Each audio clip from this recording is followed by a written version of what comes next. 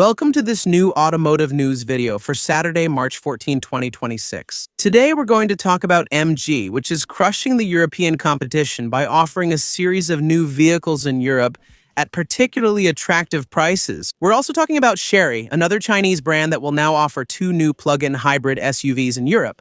Again, much cheaper than the European competition. We'll also talk about Mercedes, whose next electric cars sold in Europe will be almost entirely Chinese.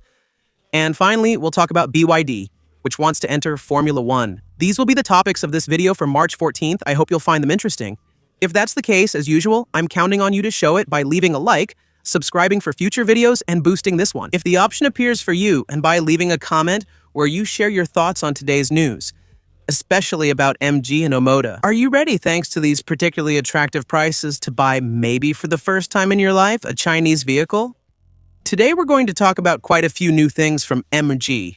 The brand, originally British and now Chinese, is launching an offensive, an unprecedented move, as they have just unveiled a whole bunch of new models or new versions of already existing models at unbeatable prices, or at least at extremely attractive rates. For example, MG is announcing a price reduction of over 4,000 euros on its MG EHS Hybrid. Thanks to that, its price drops to 28,400 euros before tax, since it is subject to the CO2 penalty and the weight penalty, which gives us a total price, including penalties, of 30,490 euros. And at that price, honestly, with the competition, it's almost impossible to get an SUV of this size with an engine of more than 200 horsepower. Because in the case of the MG EHS Hybrid Plus, you get a 1.5L turbo gasoline engine combined with an electric motor, hence the name Hybrid Plus, which allows it to deliver a combined power of 224 horsepower, all while offering a relatively spacious interior and a trunk of 472 liters. To get an SUV with the same dimensions and roughly the same power from a European brand,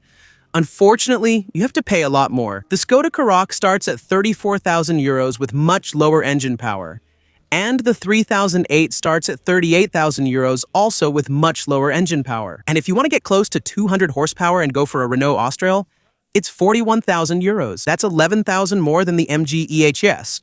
And it's clearly not the only new MG that offers such impressive price advantages. In the large SUV segment, we'll find the new MG S9, a plug-in hybrid SUV with 7 seats and a large size. It's not on the European market yet, but it's coming in a few months, starting with the United Kingdom. We're talking about a large SUV here, 4.98 meters long. That's pretty big. The engine base will be the same, meaning a 1.5-liter turbocharged 4-cylinder gasoline engine, also paired with an electric motor. We don't know the total power yet. It will probably be a bit more than the MG we just talked about, which is still in a slightly lower range. The electric motor here will be paired with a 24.7 kW battery, which, according to MG, allows it to have a 100% electric range of 100 kilometers, a distance sufficient to cover most daily trips. MG also promises a high level of equipment, even on the entry-level versions, with synthetic leather upholstery, panoramic roof, heated seat, ventilated seat, and tri-zone climate control. It also received a 5-star rating in the RuneCap crash test. All of this, again, at a relatively low price. We don't know the French price yet, but we do know the UK price, which will be 39,390 euros. So you might have to add a little extra for the CO2 penalty and the weight penalty. And honestly, it's pretty hard to find an equivalent from a traditional European brand. Because here, MG is offering a large SUV at a low-cost price, whereas normally, large SUVs are somewhat reserved for premium brands, especially German brands. And in those cases, the prices really skyrocket. If you look at something like a Q7, for example, at Audi, which has similar dimensions and roughly similar power. As I was saying, we don't know the power of the MG S9 yet, but 250 horsepower doesn't seem completely out of the question. For a Q7, you have to count on 75,000 bucks. X5, c'est 80 000 balles. At Volvo, which isn't German at all, it's 88,000 euros for an XC90. So here, it's a vehicle that's a bit alone in its segment, that of the large-size, non-premium SUV. So, a price domination, but also a technological domination as well. Since in Europe, where manufacturers are already struggling to master traditional batteries, MG is announcing a new vehicle that will be equipped with semi-solid batteries. The main advantage of semi-solid batteries is that they allow for much better range with a much smaller battery size.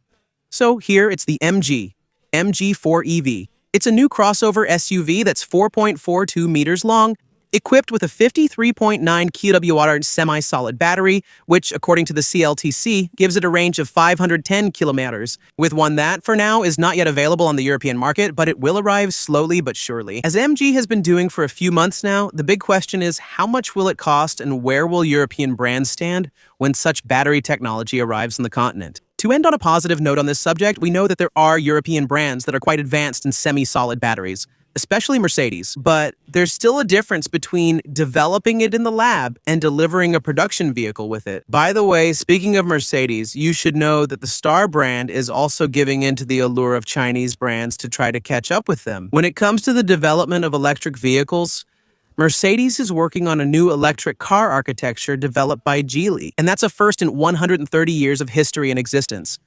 They had never before entrusted the development of one of their platforms to a center located outside of Germany. Now, be careful. It's important to understand that we're not talking about a platform that will be dedicated to vehicles sold by Mercedes in China and exclusively reserved for China, but actually about electric models that will be sold all over the world, including in Europe, especially the future entry-level models. Because indeed, developing a platform in China costs less than developing it in Europe, and it allows for making cheaper electric cars. The first Mercedes electric models equipped with this future platform will arrive at the beginning of the 2030s.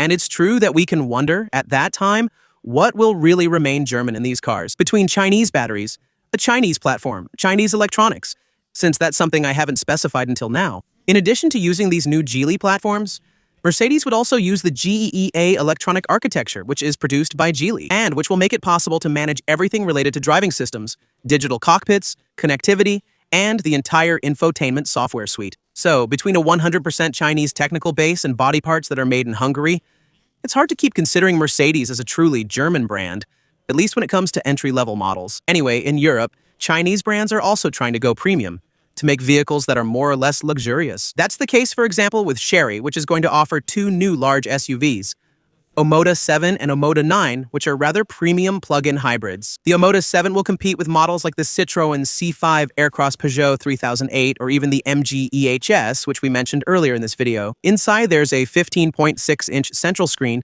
a 12.8-inch digital instrument cluster, a panoramic roof, Sony audio system, heated and ventilated seats. It will feature the SHS Super Hybrid System, plug-in hybrid system. So it's both a vehicle that can be used as a plug-in hybrid and also as a range extender vehicle. The combustion engine can either drive the wheels or generate electricity to recharge the batteries. It's based on a 4-cylinder engine with 2 electric motors for a total power of 280 horsepower and all-electric range of 90 kilometers and a total range of 1,200 kilometers. The prices are not known yet, but it should definitely be between 35,000 and 40,000 euros, so much cheaper. Once again, than the European competition. The A9 model on its side will be a bigger SUV. It will also be more premium. It will have features like augmented reality head-up display, flush door handles, which are now banned in China, maybe soon in Europe, we'll see. Plus all previously mentioned features of the high-end A7 model. As for the powertrain, it will use a more powerful version of the SHS system mentioned earlier, with a combined output of 537 horsepower and a 0 to 100 time announced at 4.9 seconds. Its battery will be larger than that of the A7 model and will allow for 145 kilometers of range in 100% electric mode, although the total range is actually lower, announced at 1,100 kilometers. It's the same. We don't know the price, but as I said earlier, large German SUVs are around 60, 70, or 80,000 euros. If this one is around 50,000, which is not impossible, it will still be significantly cheaper. Knowing that this giant will still weigh around 2,300 kg, which will inevitably result in a weight penalty of about 10,000 euros. But that's also the case for German SUVs, so let's say the price difference remains the same. To finish, let's talk about BYD and Motorsport. Since after unveiling the U9 to the whole world, the first electric sports car capable of going under 7 minutes on the famous Nürburgring circuit, BYD now wants to tackle other areas of motorsport as well. 2 in particular. On one hand, the Endurance Championship, the WEC. Just like other Chinese brands such as Chery, which we mentioned earlier in this video, that is considering participating in the 24 Hours of Le Mans. But also, and above all, F1. They think it could boost their visibility, especially in Europe, and that new F1 regulations mean they won't lag as far behind competitors. Indeed, F1 cars have had hybrid engines for more than 10 years now, but in the coming years, the share of this hybridization will continue to increase.